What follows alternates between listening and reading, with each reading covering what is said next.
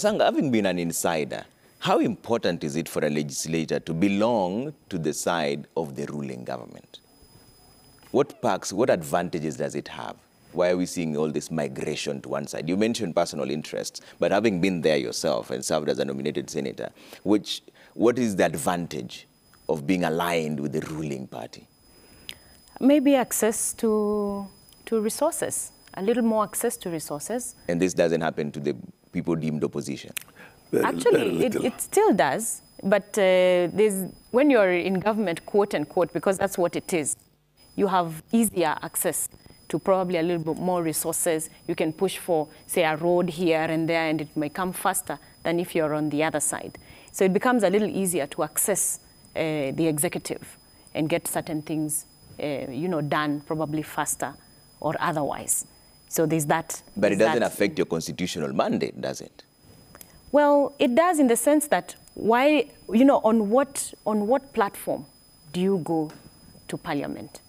And is that aligned with what the other side stands for? Or when you now get into parliament, you disregard what it is that you rose, what you campaigned on the platform that you campaigned on.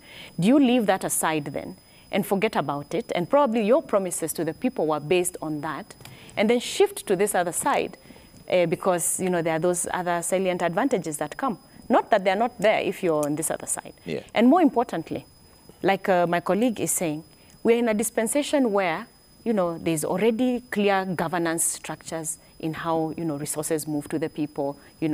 Okay, now that CDF is not there, although I am almost certain that... No, it's there. It's there. It's there. There's a small technical element. Yeah, let her finish then. Okay. Yeah, so, well, there's already a set, governance methodology in which resources then trickle down to the people and how people are able to access development from the national government and from the county government. So really, this other extent of members moving to be aligned with the say, the government of the day is also just a perception more than you can't deliver your mandate. Yeah. And for purposes of democracy and retaining a robust parliament and bringing good debate to the House, it is imperative that leaders stay true to their cause. The cause with which brought you to that House, you stay true to that cause. Yeah. Because your debate then will inform the improvement of certain legislation, for instance, or may even stop certain other legislations that are coming from the executive from happening because it's a cause you believe in.